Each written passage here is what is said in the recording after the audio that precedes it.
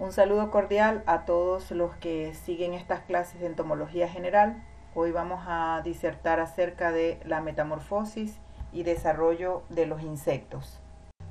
Para estos fines entonces hablaremos de la muda, algunos conceptos básicos, tipos de reproducción, de desarrollo embrionario, de huevos, de metamorfosis, de larvas, de pupas y la hipermetamorfosis. Habíamos dicho que el exoesqueleto es de naturaleza rígida y por tanto, para poder crecer, el insecto necesita desprenderse de él. La encargada de formar una nueva cutícula de mayor tamaño es la hipodermis.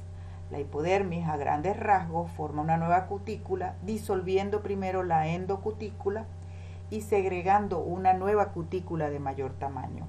De la cutícula anterior solo queda la exocutícula en forma de piel vieja, que también es conocida con el nombre de exuvia. El nuevo insecto de mayor tamaño es blando y se va poniendo rígido a medida que se va añadiendo esclerotina mediante un proceso llamado esclerotización. Y no va a crecer, por supuesto, hasta la siguiente muda. Todo este proceso lo desencadena una hormona que se llama ecdisona y por tanto a la muda también se le conoce como ecdisis. Esta diapositiva es para que observen la exuvia de una cigarra y los puntos de fractura que son consecuencias de la presión de la hemolinfa para que pueda emerger el nuevo insecto. Algunos conceptos que es importante que manejen son los siguientes: metamorfosis o cambios notables en forma del insecto, ciclo de vida, proceso del huevo adulto, muda o ecdisis, el proceso de eliminación de la piel vieja, eclosión es la salida del insecto joven del huevo y corión es el nombre que recibe la capa que recubre el embrión. Estadio instar es la forma del insecto entre mudas. Adulto es sinónimo de imago y es el insecto sexualmente maduro. La exuvia es la piel eliminada cuando ocurre la muda. Fase son las diferentes etapas por las cuales transcurre el insecto.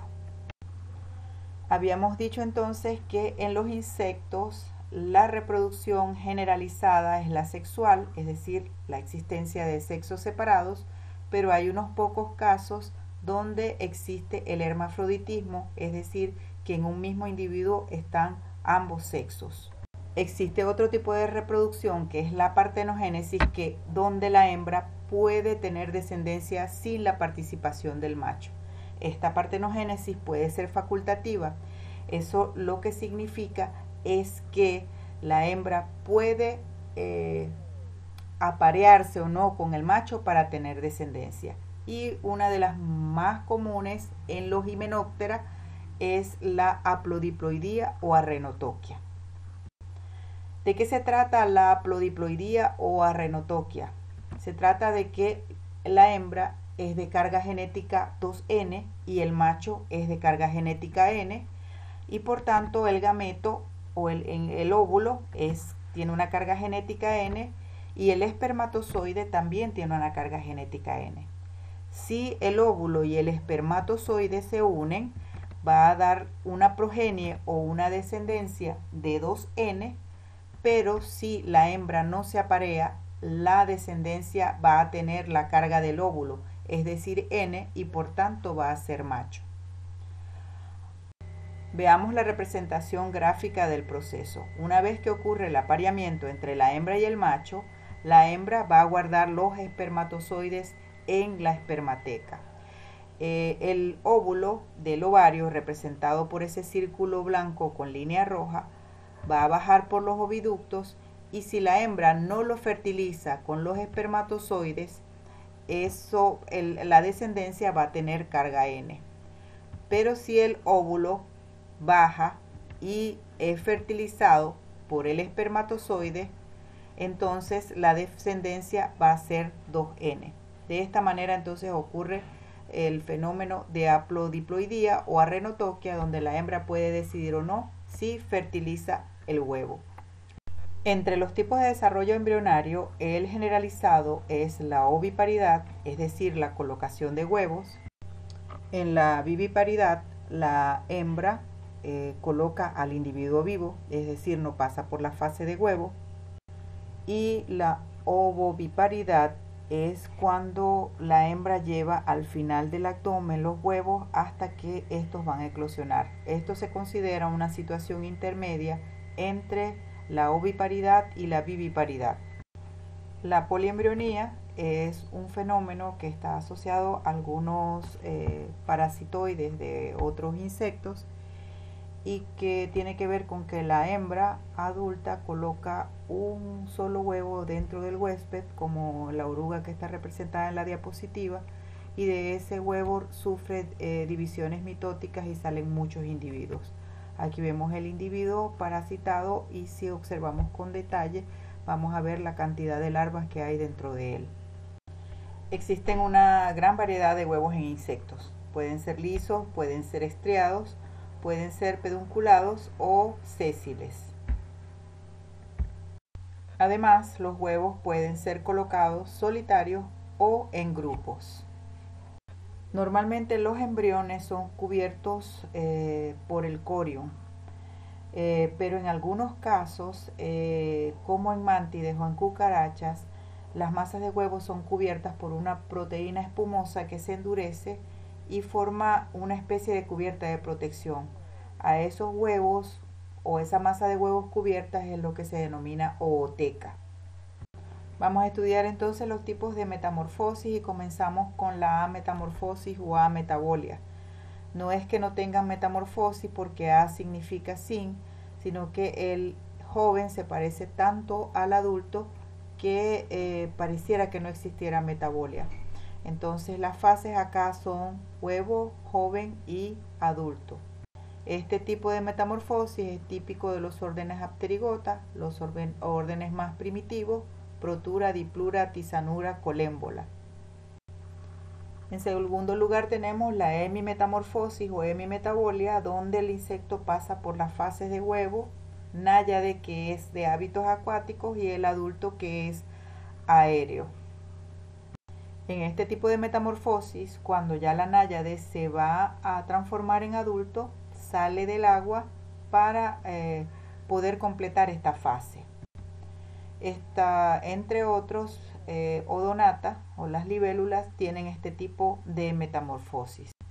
Luego tenemos la paurometamorfosis o la paurometabolia, donde las fases son huevo, ninfa y adulto. Aquí las ninfas son parecidas a los adultos y aquellos que son alados se le va viendo en cada estadio por el que pasan el crecimiento de las alas hasta llegar a adulto. Este tipo de metamorfosis los encontramos en hemípteros y otros órdenes como Tiráptera, los piojos, ortópteros y Mantodea y Blatodea. La metamorfosis completa, también llamada holometabolia, el insecto pasa por la fase de huevo, larva, pupa y adulto. La fase de pupa es una fase de gran transformación, grandes cambios, el insecto en esa fase está muy quieto, pero vemos la gran diferencia que existe entre la larva y el adulto. Entre los insectos con holometabolia encontramos los escarabajos o los coleóptera, avispas y abejas o himenóptera, las pulgas o sifonáctera y las mariposas o pertenecientes al orden Lepidoptera. Normalmente los insectos de una especie tienen un tipo de metamorfosis definido, pero a veces se dan casos en que la hembra tiene un tipo de metamorfosis y el macho tiene otro tipo de metamorfosis, o los individuos tienen combinaciones de fases de diferentes tipos de metamorfosis. A eso se le conoce como metamorfosis intermedia. En los holometábolos existen diferentes tipos de larvas. La larva campodeiforme, colocada como A, es aquella que tiene las patas bien desarrolladas. Las larvas escarabeiformes son aquellas que son robustas, con las patas cortas y normalmente tiene una curvatura en el cuerpo que asemeja a una C. Las larvas vermiformes, representadas por las letras C, D y E, tienen como característica común que no tienen patas. Y las larvas eruciformes son aquellas que tienen unas falsas patas o pseudopatas en el abdomen, porque las patas verdaderas están en el tórax. Y finalmente la larva lateriforme es una larva delgada con patas cortas pero muy esclerotizada. De arriba hacia abajo y de izquierda a derecha tenemos entonces una larva campodeiforme, elateriforme, escarabeiforme y eruciforme. Y esto es para que veamos el detalle de las pseudopatas o falsas patas que hay en el abdomen de las larvas eruciformes, que no tienen las partes que hemos estudiado de una pata del tórax. Aquí observamos tres tipos de larvas que tienen de diferencia el desarrollo de la cabeza, pero que tienen en común la ausencia de patas y por tanto son larvas vermiformes. Igualmente en insectos holometábolos encontramos diferentes tipos de pupa, como lo son la exárate, donde las partes del cuerpo del insecto, a pesar que está inactivo, se pueden apreciar. Las pupas oftecta, las partes del cuerpo del insecto están plegadas, y en la pupa coartada no se pueden apreciar las partes del cuerpo del insecto porque está recubierto por un pupario que tiene una forma de barril pequeño.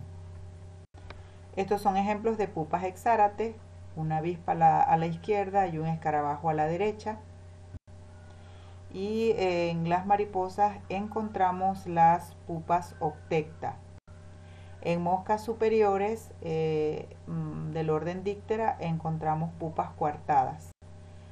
En insectos que son holometábolos, generalmente cuando tienen un tipo de larva, tienen durante sus diferentes cambios o mudas el mismo tipo de larva. Por ejemplo, si son eruciformes, siempre será eruciforme.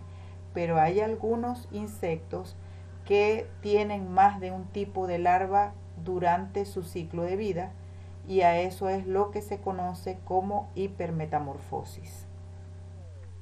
Con esto concluimos el tema de metamorfosis y agradezco mucho la atención prestada. Hasta una próxima oportunidad.